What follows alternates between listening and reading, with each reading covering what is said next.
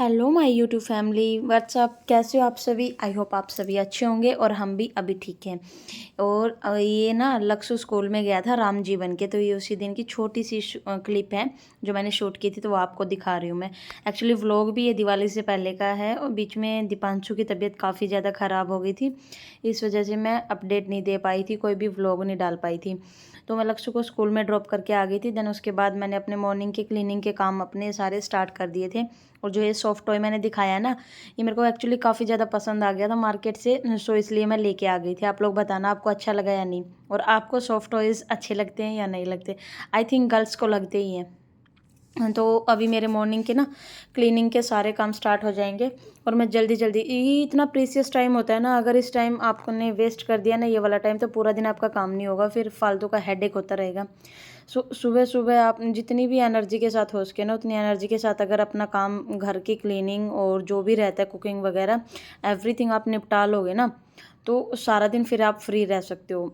मतलब इवनिंग के टाइम पे आप फ्री रह सकते हो। अदरवाइज़ जो मॉर्निंग के काम फिर पेंडिंग रह जाएंगे ना, वो आपको इवनिंग में करने पड़ेंगे। सो जितना हो सके ना उतना अपना सुबह सुबह काम कंप्लीट कर लिया करो। तो सबसे पहले मैंने डस्टिंग की थी। डस्टिंग के बाद मैंने अभी बेडशीट को अच्छे से झड़का के और अच्छे से दोबारा से लगा दिया है। देन मैं विंडो खोल रही थी, क्योंकि बाहर से ना फिर धूप आती है, हवा भी आती है ना, तो अच्छा फील होता है, तो ना फ्रेशनेस आ जाती है। इसीलिए मैंने सुबह सुबह बेड को अच्छे से क्लीन करके और अपनी बेडशीट लगा दी है। सारे पिलोज़ में लगा दूंगी। देन उसके बाद मुझे झाड़ू निकालने है, फिर पोछा लगाना है, तो वो तो काम डेली के ही होते हैं ना, वो तो करने ही है। और अगर आपको ये क्लीनिंग वाला व्लॉग नहीं देखना है ना, सिर्फ डायरेक्ट रेसिपीज़ देखनी है, तो आप 4 to 5 मिनट आगे करके देख सकते हो वीडियो को ना।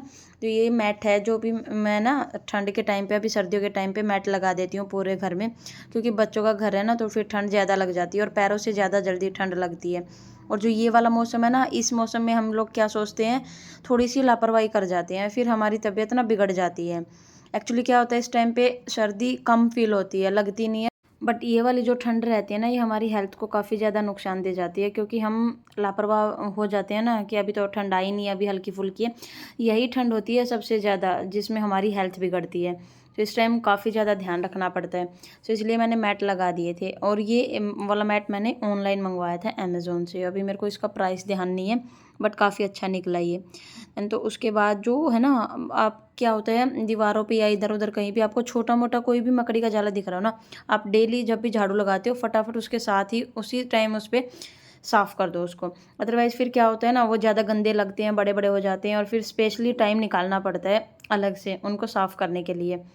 और मॉर्निंग में ना क्लीनिंग करते टाइम ना मैं अपने सॉन्ग चला लेती हूँ, कभी कभी भजन भी सुन लेती हूँ, क्योंकि हस्बैंड ड्यूटी चले जाते हैं, लक्ष्य स्कूल चला जाता है, तो मैं और दीपांशु ही रहते हैं ना घर में।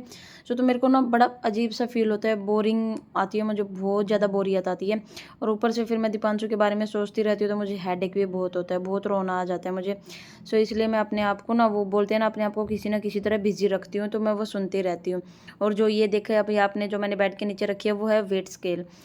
तो वो वेट मेजरिंग के लिए हमने मंगवाया था, वो काफ़ी अच्छा निकला है। और ये ना कैरम बोर्ड रखा था, एक्चुअली रात में लक्ष्य खेल रहा था, तो वो मैंने पलंग के नीचे ऐसे कैसे रख दिया था। और ये कैरम बोर्ड के साथ साथ ना, इसके बैक साइड में अगर देखो तो 4 गेम्स और हैं, लूडो है, सांप सीढ़ी है, और एक चेस है, और एक और है बच्चों के लिए फीस वाला गेम है।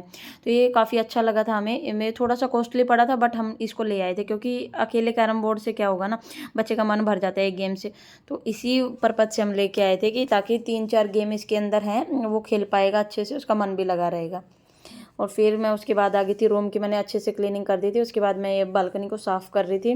देन फिर दूसरे रूम में, तो सुबह सुबह ना क्या होता है, जल्दी जल्दी से काम निपट जाए ना, तो फिर जो कुकिंग का एक्स्ट्रा काम रहता है, या एक्स्ट्रा कुकिंग आपको करनी होती है, कुछ भी स्वीट्स बनानी होती है, या कोई नमकीन रेसिपी कोई आपको अलग से बनानी होती है ना, स्नैक्स टाइप की, तो उसके लिए फिर हमारे पास टाइम बच जाता है। तो मैंने सुबह की क्लीनिंग सारी डन करके उसके बाद मैं दोपहर में लग गई थी नमक पारे बनाना। एक्चुअली हम इनको ना नमक पारे नहीं बोलते, हमारी साइड इनको मटर बोला जाता है, बट कोई कोई इनको नमक पारे भी बोलता है। ये ना मैदे से और आटे से दोनों से बन सकते हैं, बट इनके लिए क्या होता है, मैदे को गूँथ के ना उसको छोड़ना होता है आधे घंटे के लिए। अदरवाइज़ फिर वो ना इतना टाइट हो जाता है, इतना स्टिफनेस पकड़ लेते हैं ना, वो फिर अच्छे से बन नहीं पाते हैं उसके। तो मैंने 1/2 kg मैदा लिया था, उसके साथ बिल्कुल 1 टेबल स्पून नमक लिया था, छोटी वाली जो रहती है, नमक लिया था, और अजवाइन ली थी हल्की सी, हाथों के नीचे दबा करके प्रेस करके जो रगड़ के डाल देते हैं ना, उससे अच्छा फ्लेवर आता है। और कलौंजी भी डाली थी मैंने इसके अंदर। देन उसके बाद इसको छोड़ा था ऊपर से हल्का सा तेल लगा करके, और रिफाइंड ऑयल में मैं इनको फ्राई करूँगी। तो ऐसे पेड़े बना बना के गोल गोल जैसे रोटियों के बनाते हैं, तो ऐसे लंबा बेल के अपने चकले पे, उसके बाद ऐसे चाकू से मैं इनको कट कर रही हूँ ताकि इनको अच्छी सी मैं शेप दे सकूँ। जब तक हमारा तेल भी गर्म हो गया और एक साइड हस्बैंड ने चाय भी चढ़ा दी थी कि मतलब अभी बन जाएंगे ना ये, साथ के साथ चाय भी पियेंगे, तो चाय के साथ बहुत ज़्यादा अच्छे लगते हैं। आप किसी भी स्नैक्स के रूप में ना बना सकते हो। आटे से भी बनते हैं, अगर आपको हेल्दी बनाने हैं तो आटे से भी बनते हैं, बट मैं अभी क्या है मैदे से बना रही हूँ। ये मैदे वाले काफ़ी अच्छे लगते हैं, बट हेल्दी अगर आप बनाना है तो आप आटे के बना सकते हो। सॉरी मैं एक चीज़ आपको बताना भूल गई। जब मैदा लगा रही थी ना मैं इसके लिए डो बना रही थी, उस टाइम पे मैंने उसके अंदर मोइन भी डाला था। तो हल्का सा छोटी सी कटोरी में मैंने थोड़ा सा रिफाइंड ऑयल मोइन के रूप में डाला था इसके अंदर। जब वो आटा आप मुट्ठी में दबा के देखोगे ना हाथ में, तो उसकी मुट्ठी बंध जाए इतना मोइन डालते हैं, बाकी फिर वो पानी से गूथा जाता है। तो ये मैंने काट लिया शेप वाइज मटर की। देखिए आप देख ही लिया होगा ना कैसे मैंने कट किया, जैसे हलवाई लोग कट करते हैं ना। और ये रेसिपी मेरी मम्मी की है, मैं मम्मी को देखती थी बनाते हुए, तो तभी से मेरे को आती है। ये मैंने कहीं बाहर से नहीं सीखी, कहीं यूट्यूब से नहीं सीखी। हमारे घर में ये बचपन से, मैं तो जब से पैदा हुई तब से मम्मी बनाती आई है। और ये देखिए एकदम बिल्कुल परफेक्ट शेप है और परफेक्ट एकदम आटा लग के तैयार हुआ था। और अभी तेल अच्छा खासा गर्म हो गया। तो स्टार्टिंग में हम कोई भी चीज़ बनाते हैं घर में, चाहे रोटी हो चाहे कोई भी कुछ भी फ्राइंग का करते हैं ना, तो गाय के लिए स्पेशली निकालते हैं। तो अभी 2-4 जो डली हुई हैं वो गाय के लिए जाएंगी, और देन उसके बाद हम वो जो प्लेट में निकाल रखी हैं उनको सभी को एक साथ डाल देंगे। और ये बिल्कुल ना मीडियम फ्लेम पे पकाई जाती है। देखिए गैस आपको दिख रही होगी ना, पहले हाई थी क्योंकि तेल गर्म करना था। तेल हमारा अच्छा खासा गर्म हो जाता है ना, उसके बाद फिर फुल प्रोसेस मीडियम फ्लेम पे ही होती है। लो टू मीडियम, बस हाई नहीं करनी। अगर हाई कर दोगे तो ऊपर से जल जाएंगी, अंदर से कच्ची रह जाएंगी। जितना धीरे धीरे सीखेंगी ना उतना अंदर से भी क्रिस्पी होंगी वो। और बाद में मैं आपको इनकी साउंड भी सुनाऊंगी, देखना कितनी क्रिस्पी और कितनी टेस्टी बनी थी। एक्चुअली मैंने अपने नेबर्स को भी खिलाई थी ना, सभी बोल रहे थे कि मतलब लग ही नहीं रहा कि आपने घर में बनाई है, जैसे कि आप शॉप से लेके आई हो, इतनी अच्छी टेस्टी बनी है। तो आप भी ये रेसिपी ना एक बार ज़रूर ट्राई करना। ऐसे ही बड़े बड़े पेड़े बना बना करके ना ऐसे और फिर रोटी की तरह पूरा लंबा बेल लो इसको।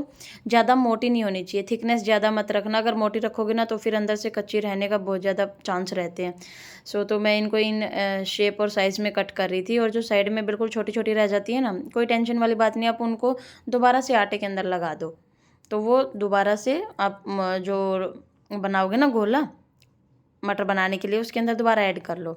ये देखिए साथ के साथ हमारी चाय भी बन के रेडी हो गई है। और हस्बैंड ना मेरी काफ़ी हेल्प करवा देते हैं। एक्चुअली वो क्या बोलते हैं ना कि मैं भी तो ऐसे ही बैठा रहूँगा, टाइम पास करूँगा फ़ोन टीवी देख के, इससे अच्छा है कि मैं तेरी हेल्प ही कर देता हूँ ना साथ के साथ। तो किचन में बातें करते करते और एक दूसरे की हेल्प करते करते कितनी जल्दी सब कुछ बन जाता है ना, पता ही नहीं चलता। ये देखिए मैं आपको सुनाऊँगी, अभी आप साउंड सुनना इनकी, मैं तोड़ के दिखाऊँगी और देखने में आप बताना कैसी लग रही है, अच्छी लगी आपको या नहीं लगी। टेस्ट में तो इससे भी ज़्यादा अच्छी थी और बहुत ही ज़्यादा क्रिस्पी भी बनी थी। अभी आप साउंड सुनना इसकी, अगर आपको सुनाई दे तो। ये ऊपर से जितनी क्रिस्पी थी ना, अंदर से उतनी सॉफ्ट भी थी। ये ना चाय के साथ बहुत ही अच्छा स्नैक है, आप बना के घर पे रख सकते हो, इनको स्टोर कर सकते हो। लेकिन एयर टाइट डिब्बे में ही इनको स्टोर करना, अदरवाइज़ भी फिर ये ना सील जाती हैं, सीलन आ जाती है ना इनके अंदर। और हंसते मुस्कुराते हुए हमने इतनी जल्दी से ये बना करके रेडी कर दी थी। इसके बाद एक और चीज़ बनाई है, वो और देखना आप लास्ट में, अभी रेसिपी देखोगे। और ये दिवाली से पहले का व्लॉग है ना, तो ये सारी चीज़ें दिवाली के लिए बन रही थी। हमने काफ़ी सारी चीज़ें बनाई थी, बट क्या है ना मैं बहुत सारी चीज़ें तो शूट भी नहीं कर पाई क्योंकि दीपांशु की तबीयत ठीक नहीं थी, मेरा मन नहीं कर रहा था बिल्कुल भी, सो इस वजह से। और ये देखिए जो गुलाब जामुन का प्रीमिक्स आता है ना, उसको आप अच्छे से दूध के साथ उसका डो बना लीजिए। एंड देन उसके बाद अच्छे बिल्कुल टाइट हाथ से छोटे छोटे इसको गोले टाइप बनाना होता है ना, छोटे छोटे गोलियाँ इसकी बना लेंगे ना, तो ये फूल जाती हैं। कुछ तो फ्राई करते टाइम फूल जाती हैं और कुछ जब चाशनी में इनको डिप करोगे ना तब उस टाइम पे फूल जाती है। देखिए ऐसे इस टाइप के हमने ब्राउन गोल्डन ब्राउन कर लेना है इनको। और देन ये साइड में मैंने चाशनी भी बना ली थी। जैसे 2 गिलास आपने पानी लिया ना, तो 2 गिलास ही आपकी चीनी जाएगी उसके अंदर, बिल्कुल 50-50 रहती है। इस लेवल की चाशनी बनानी होती है गुलाब जामुन के लिए। और ये बिल्कुल तार वाली चाशनी नहीं बनानी होती, घुल जाए चीनी और पानी दोनों एक साथ। देन उसी के बाद आप गुलाब जामुन तेल में से निकालो और इसके अंदर डाल दो। और तेल तो गरम था ही, तो हमने सोचा मटर तो बन गई है, नमक पारे तो हमारे बन ही गए थे। उसके बाद हमने साथ के साथ ये भी बना लिए। और ये देखिए हमारे नमक पारे कितने मस्त लग रहे हैं ना, और गुलाब जामुन भी। एक नमकीन चीज़ हो गई है और एक मीठा भी बन गया। तो ये दोनों हमने एक साथ ही बना लिए थे। इसके बाद लक्ष्य की डिमांड थी कि मम्मा मुझे पास्ता खाना, तो मैंने वो भी बनाया था। बट वो रेसिपी अगर इसके अंदर ऐड करती ना तो व्लॉग ज़्यादा लंबा हो जाता, तो वो मैंने ऐड नहीं किया, वो नेक्स्ट व्लॉग में आप देखोगे। और ये देखिए लुक वाइज आपको कैसे लग रहे हैं गुलाब जामुन, बताना ज़रूर। और जब गुलाब जामुन का आप डो लगाते हैं ना, उसको अच्छे से मैश कर कर के लगाओगे ना, तो इसमें क्रैक नहीं आएंगे। अदरवाइज़ अगर आपने हल्के हाथ से लगा दिया और ऐसी छोटी छोटी गोलियां बना दी ना, तो उनमें क्रैक्स आ जाएंगे और फिर फट जाएंगे सारे गुलाब जामुन। क्या होता है, एक आध में तो आ ही जाता है, बट सभी में नहीं आना चाहिए ना, वरना फिर क्या गुलाब जामुन होती हैं वो। गोल गोल अगर नहीं आई, शेप ही नहीं आई, तो फिर क्या होता है ना। तो वो डो आपको बहुत अच्छे से लगाना होता है। वो आप दूध से, कच्चे दूध से लगा सकते हो, ना गर्म होना चाहिए ना पानी वाला होना चाहिए।